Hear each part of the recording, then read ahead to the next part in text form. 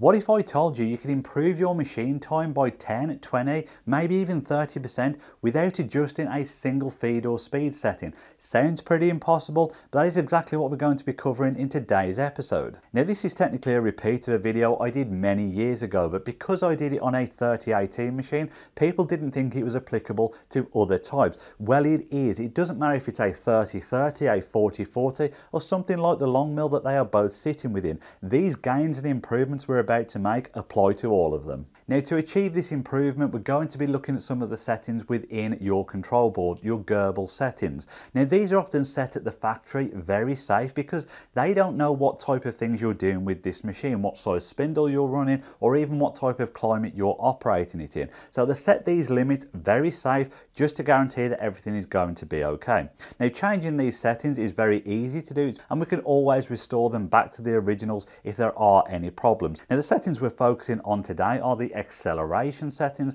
and the top speed settings. Now, I shouldn't need to insert this clip, but ultimately somebody will need to hear it. You're doing this at your own risk. The default settings are there for a reason, to make sure everything remains safe. And if you're not comfortable adjusting those settings, or you don't know the impacts that they can have on your machine, then don't do it. Carry on to another video. But if you are happy making those changes, then continue watching and see what you can get out of your machine. So let's cover off the principle. Every time your spindle needs to move, it has to accelerate up to the speed, do the move, and then decelerate at the end. So for every single move, there is an acceleration and deceleration point. Now, it's something like a simple one-line cut from a starting position would move up, over to the position, down, do the cut, back up, and to the start position. At least 6 moves in total, so 12 acceleration or deceleration points. Now, if you think about this, if we save just 1/10 of a second on each of those movements, ultimately that's 1.2 seconds on a single line cut. You magnify that by larger jobs, you start saving minutes. You go into 3D cutting, you start saving hours. And on the top speed setting, every time your spindle is moving from one position to another to do different cuts, if we can improve that maximum travel time, again, it's just going to save you little pockets of time here and there on every single movement that's going on. So now you've got an idea of how we're about to achieve this improvement. Let's get these 2 CNC machines out the way, get the long mill set up to get this testing done. So everything is set up and ready to go, and what you'll see is my test piece is in the bottom left hand corner of the machine, and this is deliberate. Your stiff spots on your CNC machines are typically going to be in the corners or the far extents of the machine. So these type of tests and changes we're going to do need to be done in the stiffer spots, because we did it in the center where things usually run a little bit freer.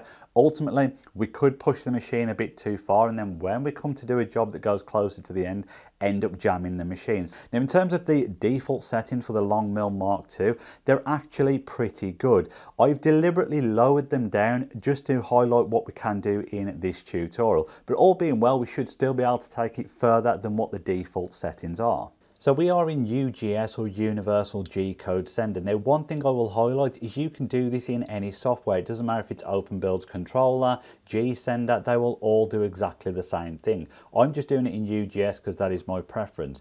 Now, there are 2 things we need to do before we start adjusting any settings. The first is run a test job to give us a base mark of how much time we are improving on, and second is to take a copy of our existing settings. Now, to take a copy of your existing settings, you'll want to come to the console tab. If you can't see the console tab, up here under window, you can come down to classic, and there you will see the console option. This basically just displays what is going on with the machine when you're sending commands or ultimately trying to retrieve information back. Now, at the bottom of the console tab, there is an area where you can type, and we're going to type in $$ and hit enter. Now, what that displays is a full list of your Gerbil settings on the machine. These are all the things that control the speeds it can travel at, the direction that it can home in.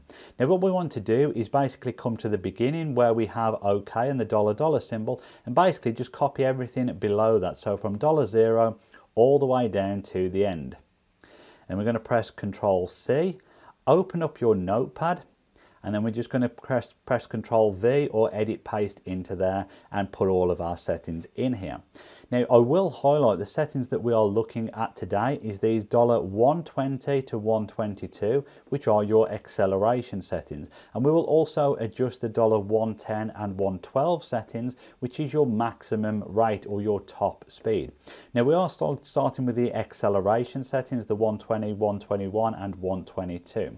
Now if we come back over to UGS, as I said, we also want to run a test job just to give us a benchmark of how much time we are going to improve on. So I'm just doing this simple outline of my logo. We're going to get the job started and ultimately make a note of how much time it took to complete that job. So the job has finished in a time of 4 minutes and 33 seconds. I should have pointed out this is the exact same test file I used on my original 3018 machine, which is one of the reasons it's so slow for a small file. But it's still going to help us indicate the amount of time that we can save. So that is the job completed, and it has now set a benchmark that we're ultimately aiming to beat. Now what we're going to basically doing is testing the X-axis first and adjusting the acceleration on those, then do the Y-axis, then we're going to adjust the top speed for both and ultimately come back to the Z-axis last, and I will explain that a little bit further on. Now every time we change one of these settings we need to run a little bit of a test just to guarantee that nothing is jamming on it, and ultimately what that test is going to do is send this backwards and forwards 50 millimeters a couple of times. I'll load that test in and just quickly show you now what I am talking about.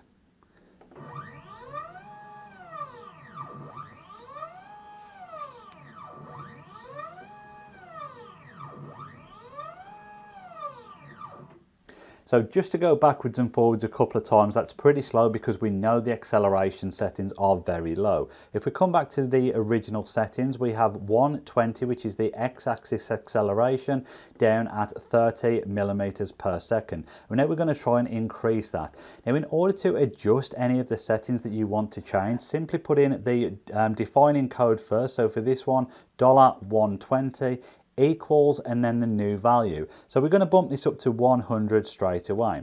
Hit enter, make sure that has been accepted. If you want to check it as being accepted, just type $$ again and we can see all of the settings, and there we can just see $120 is at 100. So we're going to run that job again, just to make sure everything is okay.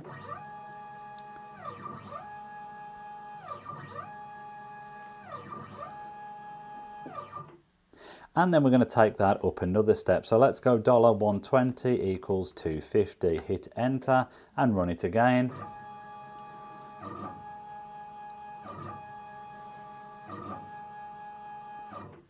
So you're sort of going to get the idea of what we're doing. We're going to keep increasing it and keep running that test. And what we need to do is keep an eye, make sure it doesn't miss any steps. This is where it will physically jolt or stop as it's trying to do the movement, or ultimately that it doesn't sound too rough. Now when it starts to sound rough, you're getting to the limit of what you're going to do. So what I'm going to do now is just keep running this test and skip ahead a few times just till I get to the point where it is starting to sound rough, and that gives us an indication we're hitting our maximum. So I've just brought this up to 2,750 millimeters, and ultimately it's now starting to sound pretty rough every time it traverses, like it's almost suddenly jolting. So that is a bit aggressive. If I play this back, you can probably hear the difference now.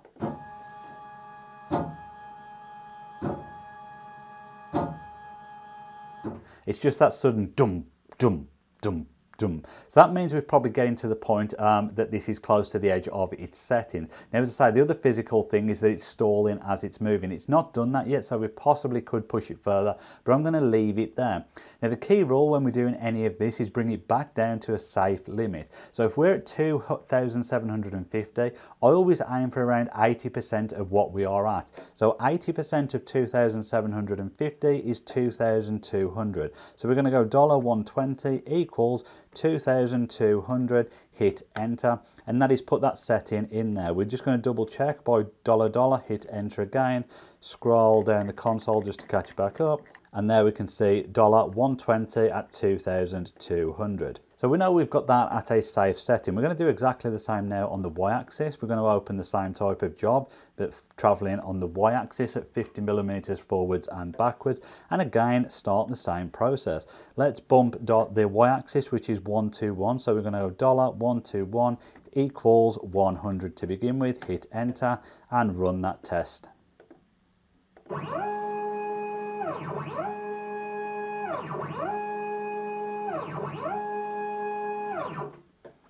And a similar thing again, $121 equals 500, hit enter.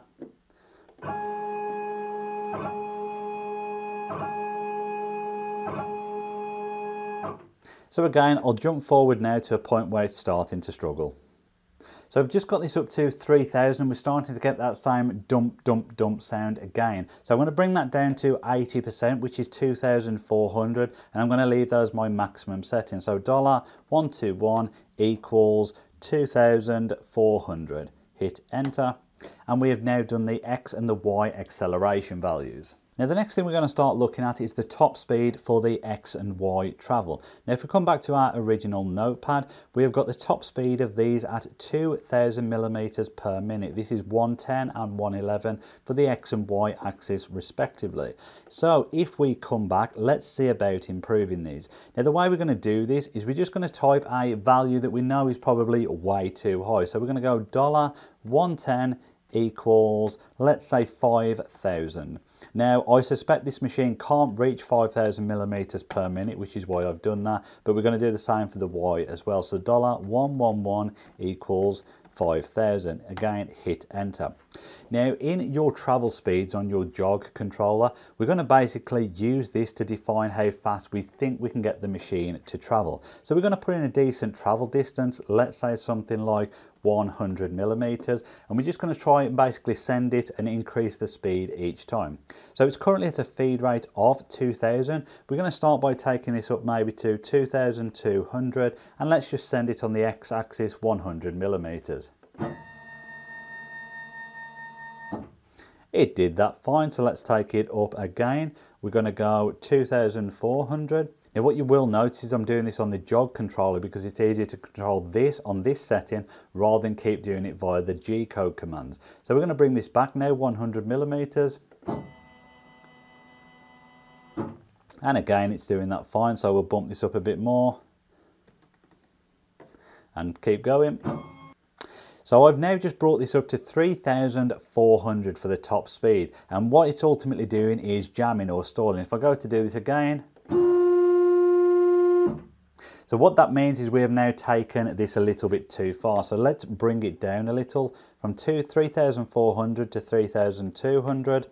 We're going to try and jog that. Now, one of the reasons that this can be happening is if we have taken the acceleration values a little bit too high. So there is a bit of a give and take here with this process. So for now, I'm going to bring this back down to 3,000, which I think should be a safe value.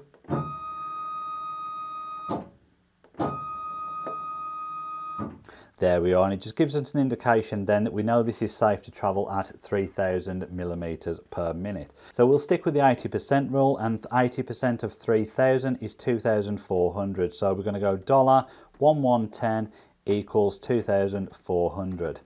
Now so far we've been pushing the acceleration independently and the top speed independently, but these two things are interlinked, and ultimately it is a balancing act between the two. If one is pushed too aggressively, it will negatively impact the other one. So it's finding that midway point, and we're about to see this in the next clip. Ultimately I have taken the acceleration a bit too aggressively and it's stopping the machine from reaching its maximum speed. So by bringing one down a little bit, it will allow the other one to go a bit higher. So let's continue with the video now. Now one thing I'll point out is you can have a balancing act between your acceleration settings and your top speed. If we lowered the acceleration settings a little bit, we'll probably find out that this can actually travel much faster. So as an indication of that, what I'm just going to do, just to prove it, what was the acceleration setting we got to?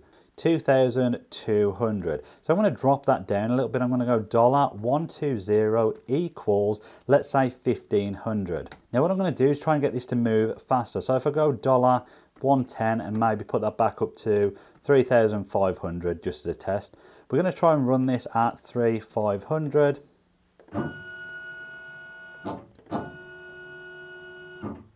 And there we are. So as I say, it can be a little bit of a trade-off. If you take your accelerations too high, then ultimately it may stop it hitting the top speed. So we'll run the same thing now, but on the y-axis. So we're going to lower this down just a little bit and start off at 2200 again. Jog it forward.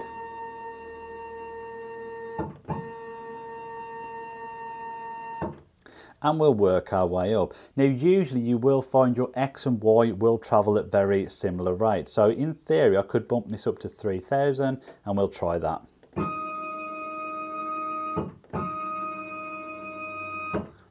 But if we start going beyond it, it's actually proving me wrong and it is jogging okay. So I've now got this up to 4000 millimeters per minute, which I think is more than fast enough, but I'm going to bring that just down a bit to be safe. So I'm going to go $111 equals 3500, hit enter. Now with the Z-axis you need to be a bit more conservative. It's about finding a happy speed, not necessarily the fastest speed. So you're probably aiming to increase the settings a bit above the default values, but not to the point where this is shooting up and down as fast as it can possibly go, because that's likely when you cause damage to bits, to material, and it ends up costing you money. So as I say, happy speed, not necessarily the fastest speed. So what we have now done is drastically increase the acceleration, increase the top speed of the machine, and ultimately what we need to do is the exact same test but on the Z-axis. So we're going to try and do a similar process, but you need to use a little bit of common sense here and not drive it too far. So let's start with the acceleration. We're going to go $122 and we're going to take this up to 100. Hit enter and we're going to load in a very similar job but for the Z-axis that we did earlier. So Z-axis 15mm travel test, click open. Now all this is going to do is similar to earlier, raise it up and down 15 millimeters. So we've taken that up to 100. Let's run it.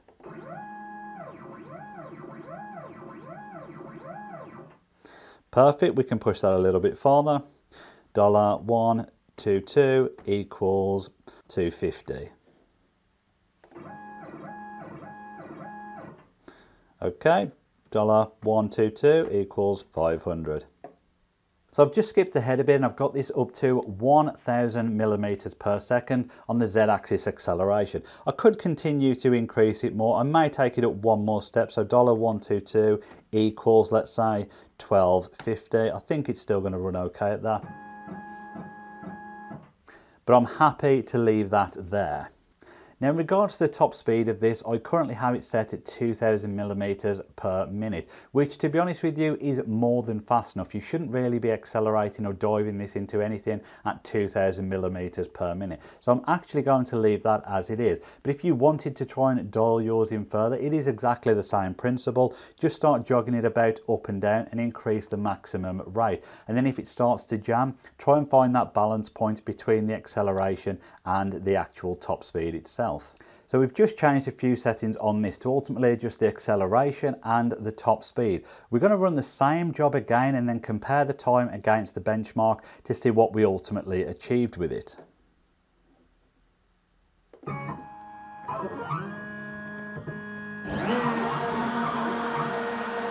So that job has just finished in 3 minutes and 36 seconds. I think the previous one was 4 minutes and 33 seconds. So close enough, 1 minute difference on a very small job.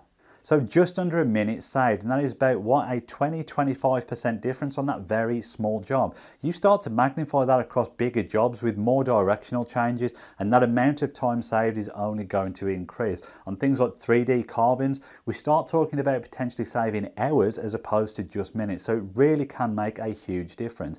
Now, as I said earlier in the video, do not just assume everything is going to be okay after doing these tests. Your next couple of jobs, just make sure they are repeat jobs in scrap material that you've done before, or even just run the machine with an air run without actually any materials or any bits in it, just to make sure that you don't hit any issues. And do not start doing any type of rare woods or one-off jobs that you can't afford to repeat, because as I say, there is a chance you could still hit some minor issues. If you do hit any issues, just pull those settings back maybe 10% each time until you find the right area that your machine can operate in. And worst case scenario, if you really do mess up your settings, the cheat code is $RST equals dollar, and that will reset all of your values back to the default from your manufacturer. So ultimately now that means you should be saving some time on your jobs, maybe reducing the cost of them or just increasing your profits. So I do hope you found the video useful. If you did, give it a thumbs up. Make sure you subscribe as always. Thank you all very much for watching, and final thanks goes to my patrons. If you want to get involved for one-to-one help, giveaways and early access to content, definitely check out the Patreon links in the description area below. I will see you all on the next episode.